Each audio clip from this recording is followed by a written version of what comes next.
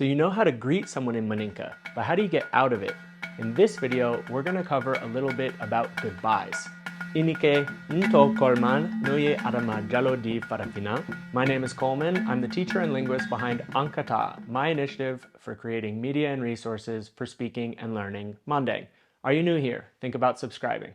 Specifically in this video, I'm going to cover the following things: a general way to say goodbye, how to say things like see you later, benedictions, how to respond to benedictions, how benedictions fit into greetings in general, and then finally, how to ask other people to say hello to someone else when you say goodbye. Do you think I go a little bit too fast in this video? There's a link down in the description below that can give you access to a text, audio flashcards, and interactive exercises for this and every other video in the series. Otherwise, Ankata! There's a range of different ways to take leave in Maninka. The simplest way is a single expression, though, that lines up perfectly with bye in English, and that is ambe. Note, you don't need to pronounce N on ben as a full and proper letter. When an N follows a vowel in Maninka, that simply refers to nasalization. Nasalization means that you let the air at the end of the word pass through your nose instead of through your mouth. English doesn't have anything like this, but if you take a French example like bon, meaning good, and beau, meaning beautiful, you can hear the difference. They're spelled differently in French, but the difference between them is a single sound, nasalization. Bon, beau. Using amben is very simple. You just say it when it's time to go, and your friend will respond back with the same. For instance, Aiwa, amben. Amben adama, which contextually means, all right, goodbye. Goodbye, Adama. In short, we can say that amben means goodbye. That's a good one-to-one simple translation. But what does it literally mean? The expression amben actually comes from a fuller expression that includes other words and has a different literal meaning. There are three words that we can easily translate in this expression. Allah, meaning God, un, meaning us or we, and ben, which is a verb that means to unite or bring together. Put together with the special grammatical word ye, which here we can translate as may, we have a single expression that means something like, may God bring us together. Allah ye amben. While this is the full expression, in day-to-day life, you'll almost always hear the shorter form, amben. Note, in Bambara from Mali, the equivalent of amben is kambe. This also comes from a fuller expression, Allah ka ambe, which is the Bambara equivalent of Allah ye ambe. Because of its literal meaning, you can also use the expression amben to say something equivalent to see you ... in English. All you need to do is add an appropriate expression after amben. For instance, amben sini, meaning see you tomorrow. Amben sini.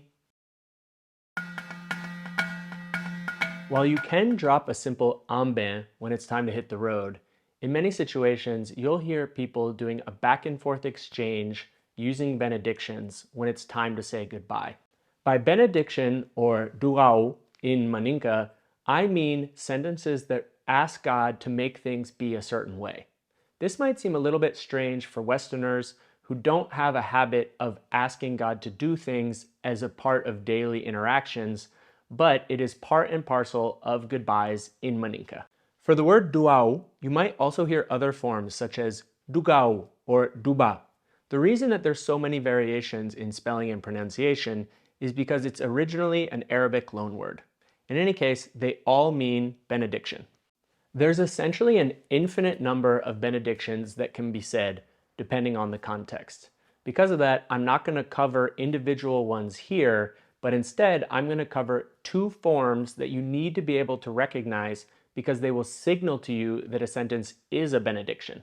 First, there's the full form, which includes the word Allah, God, and the special grammatical word that we saw earlier, ye.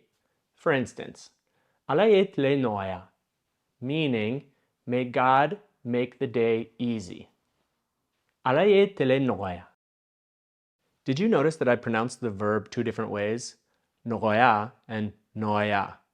This is because between vowels in Maninka, one typically doesn't write velar sounds, meaning things like K's, G's, or H sounds.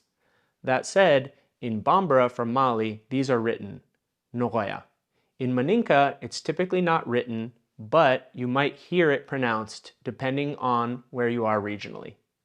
Next, there's the truncated form, in which the word Allah, or God, is implied. When this happens, the benediction starts with the word ka. For instance, ka telenoia, meaning, may God make the day easy. Ka telenoia. You can generally use the full or the truncated form of a benediction indiscriminately. Your choice won't have any bearing on the final message. For instance, Allah yesladja, meaning, may God make the path pleasing. Allah yesladja. Or kasladja, meaning, may God, which is implied, make the path pleasing. Kasladja, meaning something like drive safe or have a nice trip. Responding to benedictions is easy. You simply use the equivalent of Amen, which is Amina. For instance, Allah ye bidya, Amina, meaning, may God make today pleasing. Amen. Allah ye bidya, Amina. Sometimes people will pronounce multiple benedictions in a row. This means that you should be prepared to say Amina in response to each and every one. For instance, Allah yansi, Amina. Allah dugunyumangbe, Amina. Meaning, may God make us pass the night. Amen. May God make the day rise well. Amen.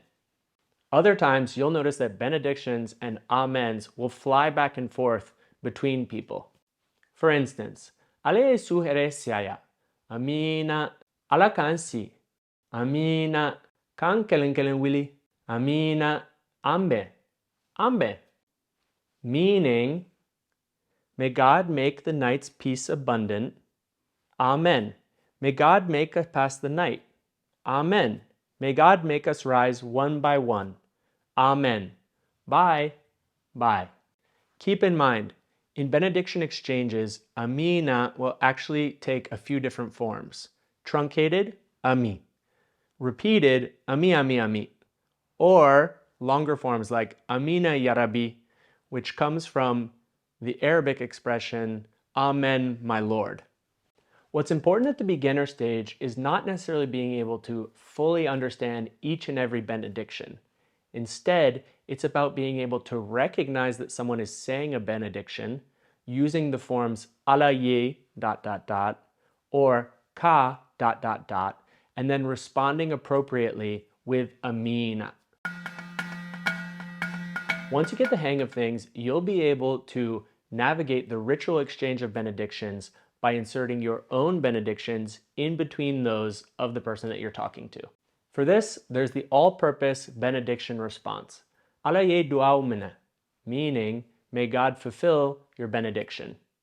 For instance, Allah ye bidya, Amina, Allah ye duaumina, Amina, meaning, may God make today pleasing. Amen. May God grant your benediction. Amen. You may also hear the verb kamina, which means to grasp or to grab literally, pronounced kamida with a D. This is just a regional variation. While benedictions are perhaps most often exchanged at the end of a conversation, they can also be mixed in at the beginning, meaning that somebody could say good day and at the same time wish you a nice day. For instance, Isoma, mba, tanamasi, tanaste, ale bidya, amina, meaning, good morning, mba, did you pass the night without an ill? There's no ill. May God make the day pleasing. Amen. Along with benedictions and amben, Another frequent part of goodbyes in Maninka is asking or accepting to greet other people. There's a few variations on how you can do this, but in essence, there's two parts. Remember, you don't need to focus on the literal meaning of these expressions for now. You just want to be able to use them in a ritualistic way so that you can get by in greetings. Down the road, you'll learn the verbs and all the pieces that go into the sentences.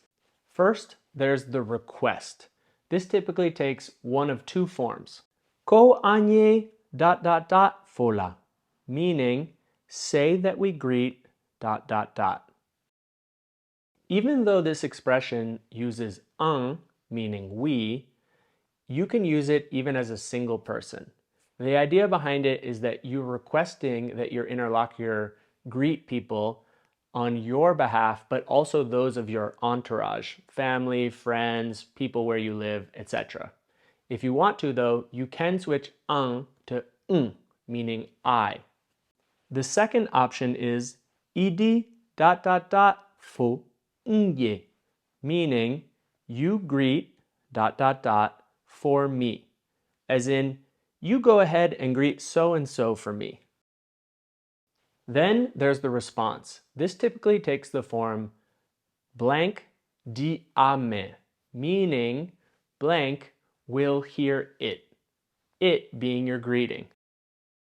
For the response, you'll need to adjust the pronoun based off of the person that someone requests you to greet.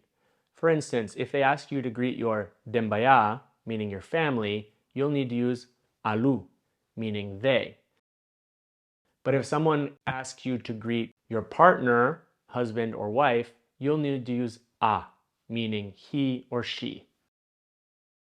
Together, these two parts, request and response to greet other people, form a part of the broader ritual of saying goodbye.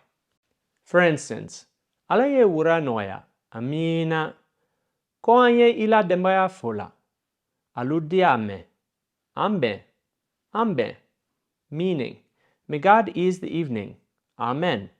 Say that we greet your family. They will hear it. Bye. Note, the expressions ko anye x fola and x di ame often sound contracted when spoken. So for instance, ko anyalu fola or aludame. Iowa, did you like this video? Think about giving it a thumbs up. Did you really like this video? Think about becoming a patron. There's a link down in the description below. Otherwise, folile ko nye dembaya fola ambe.